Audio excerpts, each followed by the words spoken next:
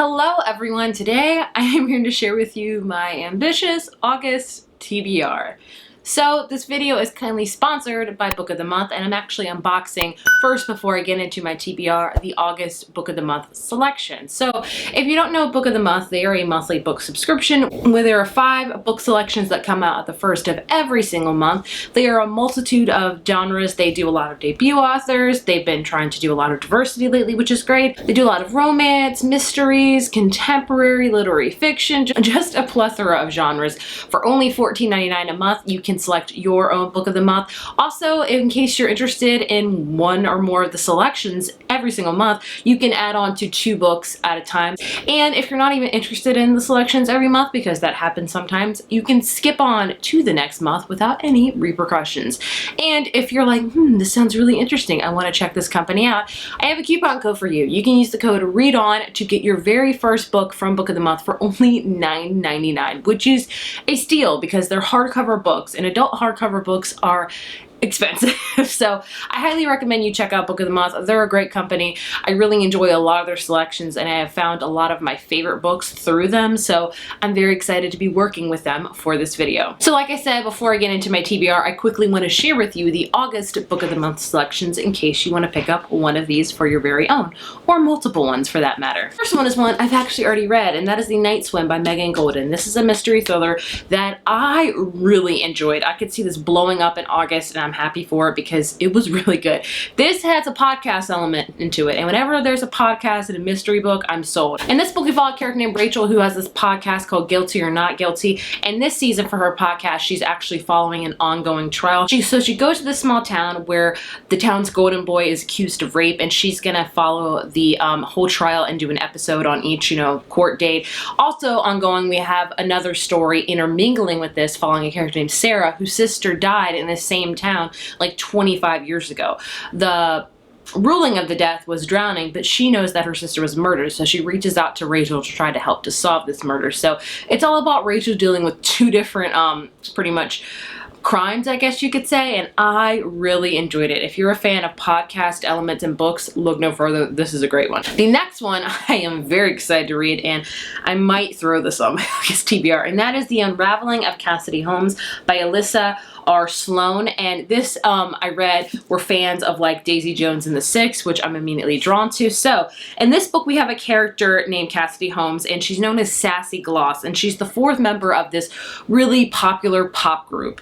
And it says hotter than Britney dancing with a snake, hotter than Christina getting dirty. So we're talking like late 90s, early 2000s, my jam. And so Gloss was the pop act that everyone idolized until their implosion in 2002. And the center of all was Sassy Cassie. But now she's dead, suicide. And the world is reeling from the unexpected news, but no one is more shocked than the 3 remaining Glossies. And then 15 years ago, they had been the closest to Cassidy, so this loss is hitting them hard. So I'm guessing this might be told like when they're all adults and they're going to go back in time. And this might be I don't think it's an interview format, but it just sounds so interesting. This one sounds really good. It's very big. I'm very excited for it. The next one is The Death of Vivek Ojo. Hopefully I pronounced that right, and I will probably not pronounce his name right. Awaki Amizi. Hopefully I will do my research and figure out how to say that correctly for you guys.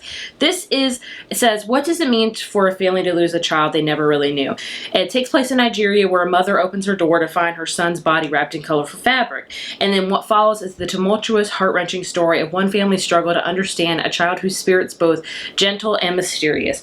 Compulsively readable, teeming with unforgettable characters, this is a novel of family, friendship, and the self that challenge expectations, a dramatic story of loss and transcendence that will move every reader. So this sounds like a hard-hitting, very, very important read that I'm very excited to read. Then we have a sci-fi fantasy book. We have The Space Between Worlds by Micah Johnson, and this book is all about multiverse. And I love things like that, but I never quite understand them. So we have a character named Kara, who has like multiple like doppelgangers and multiple like different dimensions and multiverses, I don't know, but her doppelgangers keep dying, and so she's found this one multiverse where she can actually stay alive.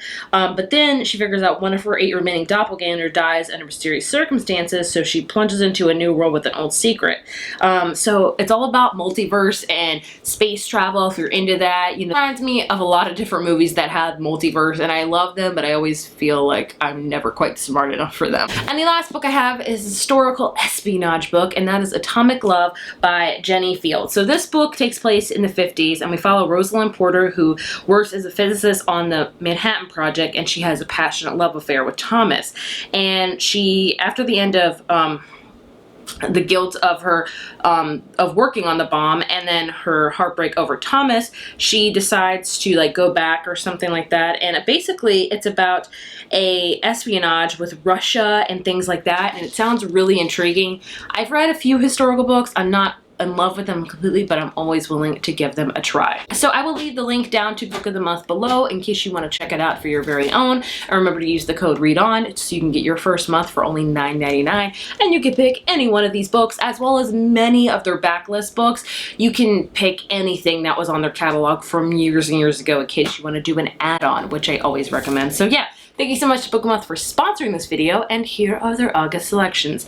Now, moving on to what I plan to read for August. So August is gonna be, I want to read like 14 books in August. It's the last month, so technically summer, even though where I live, it doesn't start to get cool till like November, so it feels like summer until like November. But since it's technically the last month of summer, I'm going to try to fit in all of the summery books I still have on my TBR. The first one being One to Watch by Kate Stayman London. I'm actually currently reading this now. Probably when you're seeing this video, I have already finished reading it. So this book we follow a character named Bee, who is a plus size fashion influencer on Instagram. She's really famous, and she watches the show, aka The Bachelor, where it's called Main Squeeze, and she really tweets and does a blog post one night about how there's not enough representation on this of the regular American woman. Like, none of these women wear pants. They're all really skinny and beautiful, and the guys are just so beautiful, and she's like, this is ridiculous.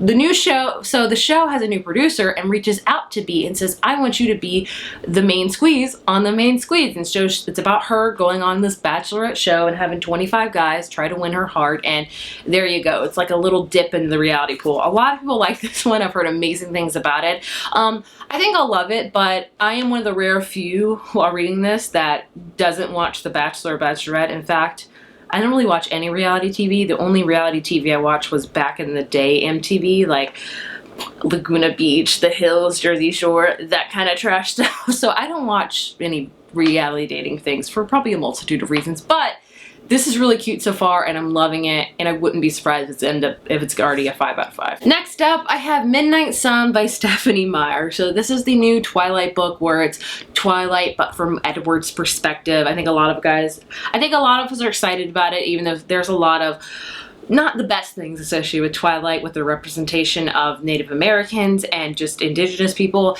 and I don't like that, but I do plan to read Midnight Sun and just see what it's about. See the point of view from Edward. I don't know. I was attempting to reread the whole Twilight series, and I was like, probably shouldn't. So I don't know, but I do plan to read it. I don't plan to fall in love with it. I do think my feelings probably have changed because I fell in love with the series when I was like 16, and I'm 31 now, so quite a while's way later. We'll see how I feel about this book from Edward's perspective, but I'm not gonna lie to you, I am excited about it. Next up is More Than Just a Pretty Face by Saeed M. Masood. Hopefully I pronounced that right. This one should already be out too, as well as when you're seeing this. I am filming this a couple days before August. This one is a new YA contemporary fan that's about falling in love, familiar expectations, and being a Renaissance man. So we follow a character named Dayel, who he's very confident. He knows he's good looking. He wants to be a chef one day, and his parents don't really approve of that, but he's already like in a pre-arranged marriage. Like, he's a teenager, but his parents have kind of already set him up with Cavell, who her parents don't really like him, and then basically this thing happens where it's a school-wide academic championship. It's a perfect opportunity to show everyone that he's more than just a pretty face, and he starts falling for Cavell and things like that. I've heard it's super cute, and I love a good YA contemporary where it's all about familiar relationships and also falling in love. I'm there for that. Next up, I have She's Faking It by Christina Rockaway. I'm reading this because the cover. This is the last month to read a book like this with the cover like this. This follows a character named Bree, who is a influencer, then I think this one girl like really drives her to be a bigger influencer, and she's the rising world and the start of Instagram, and she is just kind of not really who she says she is. She's not really into these things and things like that. She's pretty much faking an online presence, which is but yeah, that one's, I'm gonna read it because the cover's freaking summery, and this is the last month of summer. Speaking of summery cover, I have A Deadly Inside Scoop by Abby Collette. This is a cozy mystery. I've never read a cozy mystery. I'm very excited for it. And this is about a character named Bronwyn who has taken over her family's ice cream shop, and she loves doing it. And then all of a sudden, there's like this murder that happens. She finds this dead man in the snow, and now it's like with the help of her quirky best friends and her tight-knit family, she'll soon catch the ice-cold killer before she has a meltdown. So many ice cream puns. I'm here for it. I've heard cozy mysteries are exactly that, cozy, and it's like a one for the summer. I'm ready to read it, and hopefully I'll love it. Next up, I have They Wish They Were Us. This is a YA mystery thriller. This says Gossip Girl meets One of Us is Lying, and this is a murder mystery that will have you guessing to the very end. I believe there's like this murder that happens at this boarding school, and that's all I need to know. I've had a hit or miss relationship with YA mystery thrillers, but I've read a fair few this year that I've loved, so I'm really hoping to love this one. Plus, any pitch of a book that says it's Gossip Girl, I'm usually there for. Next up is Kiss My Cupcake by Helena Hunting. I have an e-arc of this. This is a romance book about a character that opens up a cupcake shop. Oh, I'm doing a whole theme. Ice cream shop, cupcake shop.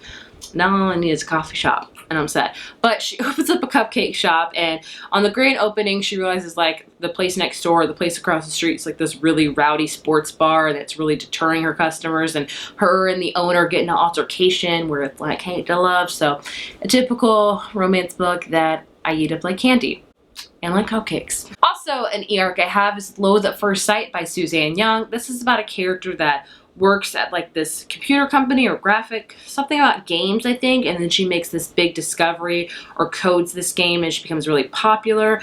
That's all I know about it. It sounds really cool. I love reading books about the tech industry, even though I have the faintest clue about it, but they're always so interesting to me, so I'm excited to check this one out. And I think this is also another hate to love romance, which is my favorite trope of all time. And probably my most anticipated book of this entire list is The Switch by Beth O'Leary, which finally comes out this month. It's been out in England for a while, but it won't be out here until like August 18th, and I'm so excited. This is about two characters that switch houses and lives, and that's all I know.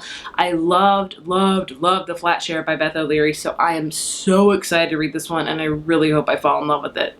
Next up, I have two more YA contemporaries. First up is The Black Kids by Christina Hammonds Reed. This one actually comes out September 1st. There's so many September books that I'm trying to get a head start now, but this one is like contemporary, also historical. It takes place in 1992 following Ashley, and the beating of Rodney King just happened, and she gets known quickly as one of the black kids, and she has had this whole life of kind of blending in, but ever since the Rodney King incident, she's classified as a black kid, and she really has to start fighting for herself and who she is and what she believes in. And it's hard when she's surrounded by people that don't agree with her and white people that just don't care, that are horrible. So I'm very intrigued by this. It says, what does it mean to be one of the black kids? This is going to really be a hard-hitting one for sure, and one I could learn a lot from. Another YA contemporary that I want to check out is The Voting Booth by Brandy Colbert. Never read a Brandy Colbert novel, but this one says it's for fans. The Sun is also a star, which is one of my favorite YA contemporaries of all time. We follow Maya and Duke, who basically, I think they go on like this spree on voting day, election day, to like try to get people to vote and things like that. And it says it's proof that you can't sit around waiting for the world to change, but some things are just meant to be. It sounds really cute. The last book I want to read is another September book that comes out that I have an e-arc of, and that is The Roommate by Rosie Dana. I don't know anything about this one. It's a romance about a girl that is roommates with a guy that he is a male escort, I think, and then something happens. I don't know. I'm horrible with my not knowing what my e-arcs are about. Please forgive me, but I've heard really good things about it. Very steamy, very romantic, so I'm excited for it. And that's all the books I'm going to plan to read. So it's a lot of them, and I think I will read all of them this month. I'm actually really excited about this month's TBR. Probably the most I've been excited about in a month of TBRs in a while. So I will let you know how all these are. Check out for reading vlogs this upcoming month and reviews. Thank you guys so much for watching, and I will see you in my next video. Bye.